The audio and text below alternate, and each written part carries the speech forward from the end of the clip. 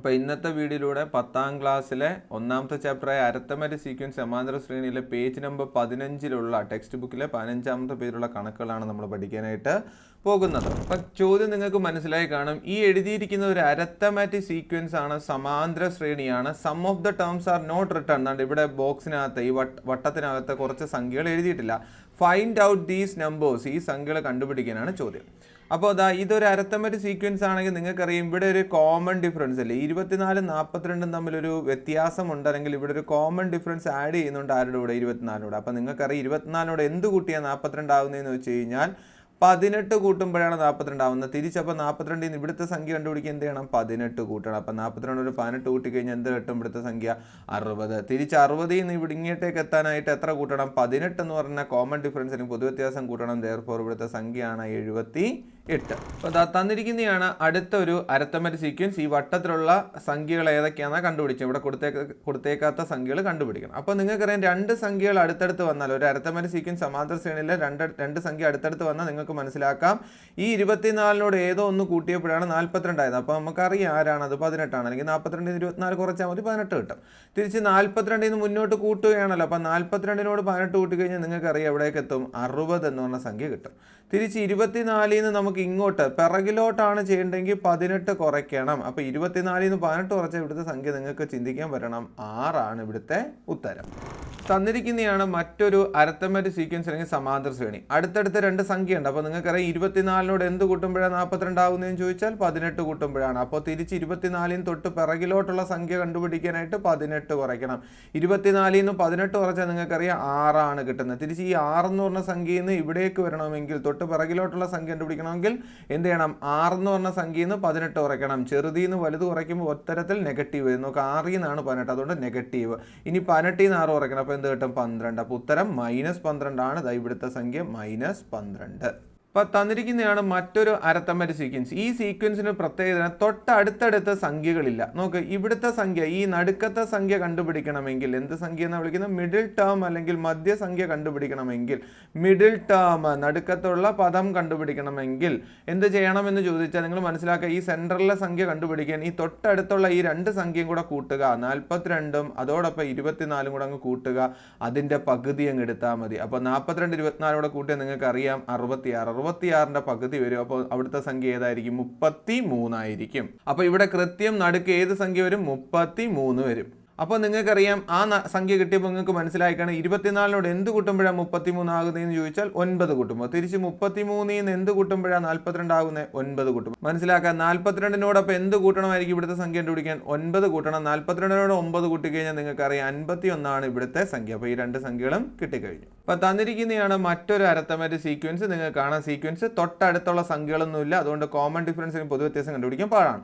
പക്ഷെ നമുക്കറിയാം കൃത്യം നടുക്കത്തൊരു സംഖ്യയാണ് ഇതല്ലേ, മിഡിൽ ടേം ആണ്. മിഡിൽ ടേം അല്ലെങ്കിൽ മധ്യപദമാണ്. മിഡിൽ ടേം ആണ് നമ്മൾ കണ്ടുപിടിക്കേണ്ടത്. തൊട്ട് ഇപ്പുറത്തെ സംഖ്യ ഉണ്ട്. അപ്പോൾ നടുക്കത്തെ കണ്ടുപിടിക്കാൻ നിങ്ങളെ ഞാൻ പഠിപ്പിച്ചതാണ്. 42 എന്ത് കൂട്ടണം? അപ്പുറത്തെ സംഖ്യ 24 കൂട്ടണം, എന്നിട്ട് പകുതി എടുക്കണം.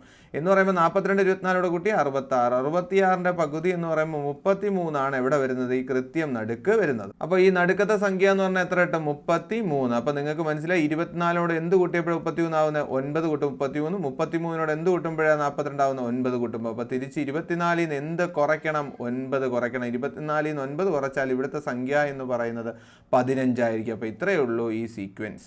തന്നിരിക്കുന്നതാണ് മറ്റൊരു സീക്വൻസ്. അപ്പം നടുക്കത്തെ സംഖ്യയില്ല. ഇവിടെ നടുക്കല്ലല്ലോ, നടുക്ക് രണ്ട് സംഖ്യകളില്ല. അപ്പോൾ 24 ഉണ്ട്, അതോടൊപ്പം 42 ഉണ്ട്. അപ്പോൾ എങ്ങനെ ഈ ഒരു സീക്വൻസിലെ കോമൺ ഡിഫറൻസ് അല്ലെങ്കിൽ പൊതുവ്യത്യാസം കണ്ടുപിടിക്കുക? അപ്പോൾ ഏതാണ് കൂട്ടി പോകുന്നതെന്ന് എങ്ങനെ കണ്ടുപിടിക്കുമെന്ന് ചോദിച്ചാൽ, അപ്പോൾ നിങ്ങൾ മനസ്സിലാക്കുക, ഈ 24 എന്ന് പറയുന്നത് ആദ്യത്തെ പദവും 42 എന്ന് പറയുന്നത് നാലാമത്തെ പദവുമാണ്. അത് രണ്ടും മനസ്സിലാക്കുക.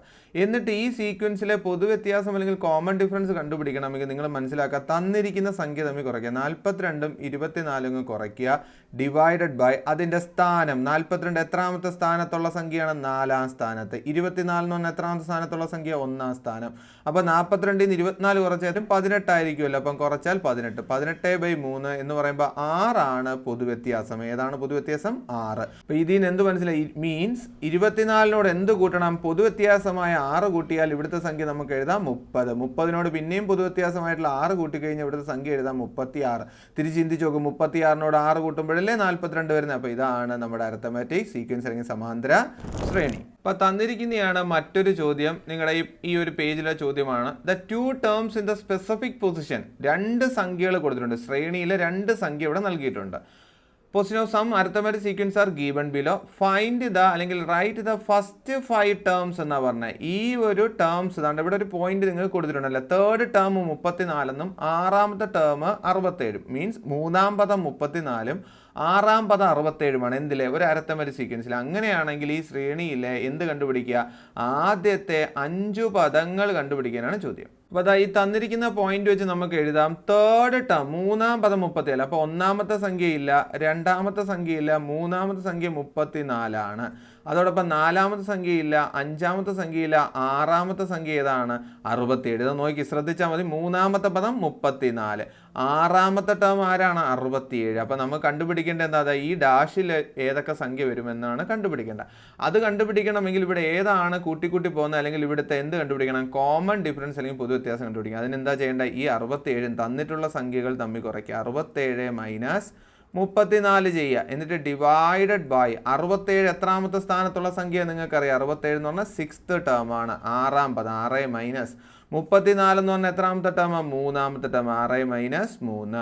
ഇനി ഇവർ തമ്മിൽ കുറച്ച് 7 4 കുറച്ച് 3 ആണ്. 6 3 കുറച്ച് 3 ആണ്. അപ്പോൾ 33 ഡിവൈഡഡ് ബൈ 6 3 കുറച്ച് 3 ആണ്. അപ്പോൾ പൊതുവ്യത്യാസം എത്രയാണ്? 11 ആണ് ഈ ക്വസ്റ്റ്യനിലെ കോമൺ ഡിഫറൻസ് അല്ലെങ്കിൽ പൊതുവ്യത്യാസം. അപ്പോൾ 34നോട് എന്ത് ചെയ്യണം? ഈ 11 കൂട്ടണം.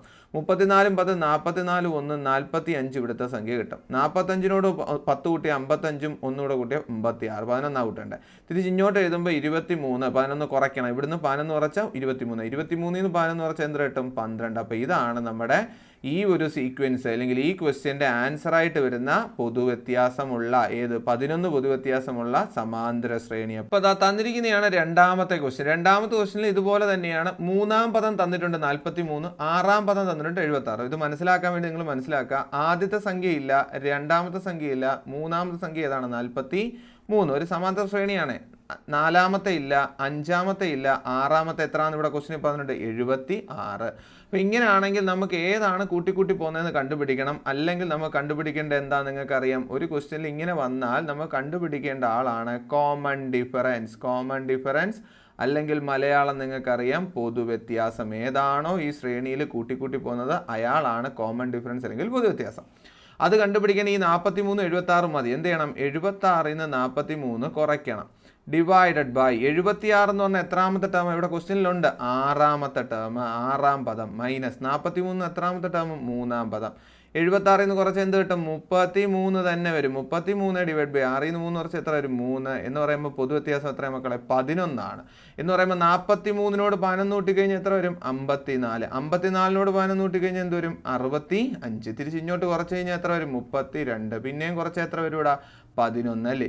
11 അല്ലല്ലോ, 21. എത്ര? 21. 21നോട് 11 കൂട്ടിക്കഴിഞ്ഞാൽ എത്ര ആവും? 32. ഓക്കെയാണ്. അപ്പോൾ ഇതാണ് ഈ അരിത്തമാറ്റിക് സീക്വൻസ്. നോക്ക് മക്കളെ, 3ാമത്തെ ചോദ്യമായി കൊടുത്തിരിക്കുന്നത്. അപ്പോൾ തേർഡ് ടേം 2. അപ്പോൾ 1ാമത്തെ സംഖ്യ ഇല്ല, 2ാമത്തെ സംഖ്യ ഇല്ല, 3ാമത്തെ സംഖ്യ അല്ലെങ്കിൽ 3ാം പദം എത്ര? 2. 4ാം പദം ഇല്ല.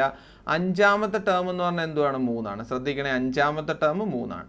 അപ്പോൾ നിങ്ങൾക്ക് മനസ്സിലായതാ അയൽവാസികളായിട്ട് 2 പേരുണ്ട്. ഈ നടുക്കത്തെ സംഖ്യയില്ല. അപ്പോൾ അതാ ഈ നടുക്ക് ഏത് സംഖ്യ വരും എന്ന് എങ്ങനെ കണ്ടുപിടിക്കും? നിങ്ങൾക്കറിയാം 3ഉം 2ഉം കൂടെ കൂട്ടണം. എന്നിട്ട് 2 കൊണ്ട് ഹരിക്കണം. 3ഉം 2ഉം കൂടെ കൂട്ടിയാൽ 5 വരും. 5ന്റെ പകുതി ആരാ? 2.5 വരും. ഓക്കെയാണ്. അപ്പോൾ ഇതിൽ നിന്ന് മനസ്സിലായി ഈ സെൻറ്ററിലെ സംഖ്യ എന്ത് വരും? 2.5. കണ്ടല്ലോ. അപ്പോൾ ഇത് 2.5 ആണെന്ന് മനസ്സിലാക്കാൻ 3ഉം 2ഉം കൂടെ കൂട്ടണം, പകുതി ചെയ്യണം. കണ്ടല്ലോ, ഈ സ്റ്റെപ്പ് മറക്കരുത്.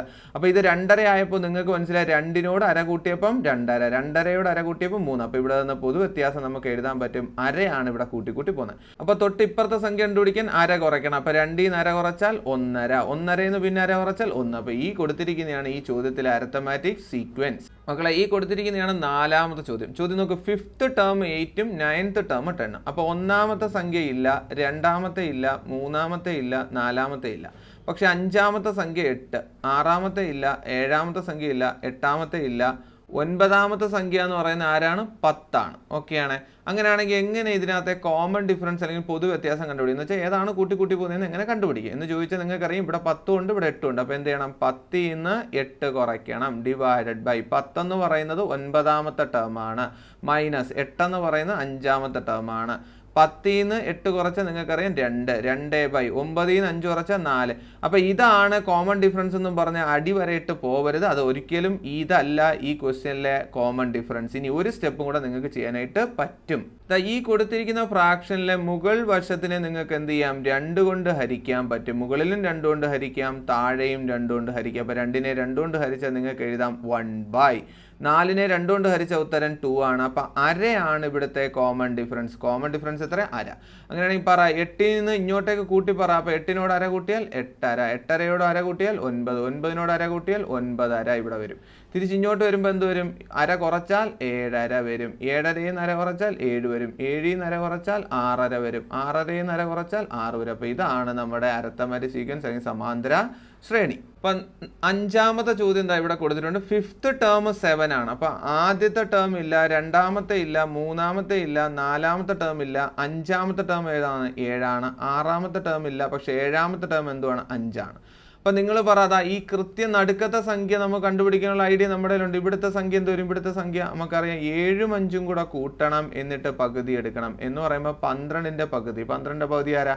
6 ആണ് ഇവിടുത്തെ സംഖ്യ. അപ്പോൾ ഇവിടുത്തെ സംഖ്യ നമുക്ക് മനസ്സിലായി 6 എന്ന് പറയുമ്പോൾ അവിടുന്ന് നമുക്ക് ആരെ കിട്ടി മക്കളെ? Common difference. അവിടെ 6 എഴുതിയപ്പോൾ നിങ്ങൾക്ക് മനസ്സിലായി കാണും കോമൺ ഡിഫറൻസ് അല്ലെങ്കിൽ പൊതുവ്യത്യാസം എത്ര? നിങ്ങൾക്ക് തെറ്റിപ്പോകാൻ ചാൻസ് വളരെ കൂടുതലാണ്. പൊതുവ്യത്യാസം എത്ര? നിങ്ങൾ പറ.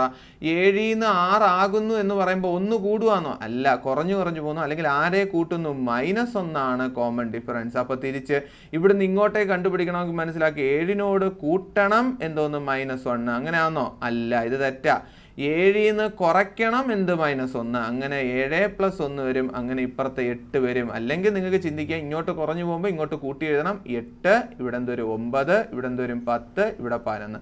എങ്ങനെ മനസ്സിലായി? 7ൽ നിന്ന് അങ്ങോട്ട് 6, 5 കുറയും. അപ്പോൾ തിരിച്ചിങ്ങോട്ട് എഴുതുമ്പോൾ കൂട്ടുമല്ലയോ? അപ്പോൾ ഇവിടുത്തെ കോമൺ ഡിഫറൻസ് -1 ആണെന്നുള്ള ഒരു ഐഡിയയും കൂടെ നിങ്ങളുടെ ഉള്ളിൽ ഉണ്ടായിരിക്കണം. അപ്പോൾ ഇതാണ് നമ്മുടെ അരിത്തമെറ്റിക് സീക്വൻസ് അല്ലെങ്കിൽ സമാന്തര ശ്രേണി. അപ്പോൾ ഇതുപോലത്തെ വീഡിയോസ് ഈ ന്യൂജൻ മാത്ത് SSLC എന്ന് പറഞ്ഞ ഈ ചാനലിൽ വന്നുകൊണ്ടിരിക്കും. ലൈവ് ക്ലാസ് കണ്ടിട്ടില്ലെങ്കിൽ കാണുക. നിങ്ങൾ എല്ലാവർക്കും ഉപകാരപ്പെടും. പല കാര്യങ്ങളും ഞാൻ അവിടെ പറയുന്നുണ്ട്. നിങ്ങളുടെ SSLCക്ക് മാത്സിന് A+ റെഡിയാക്കും മക്കളെ, ഉറപ്പാണ്. നിങ്ങൾ ഈ വീഡിയോ ലൈക്ക് ചെയ്യുക, തുടർന്ന് കൂട്ടുകാർക്കും ഷെയർ ചെയ്യുക. എന്നാൽ മാത്രമേ ഈ ഒരു ചാനൽ ഉണ്ടായിട്ടുണ്ട് എന്ന് എല്ലാവരും അറിയത്തുള്ളൂ. ബാക്കി വീഡിയോസ് കാണാനായിട്ട്, ബാക്കി ചോദ്യങ്ങൾ പഠിക്കാനായിട്ട് വരാനായിട്ട് മറക്കാതിരിക്കുക. പുതിയൊരു വീഡിയോയിൽ കാണാം.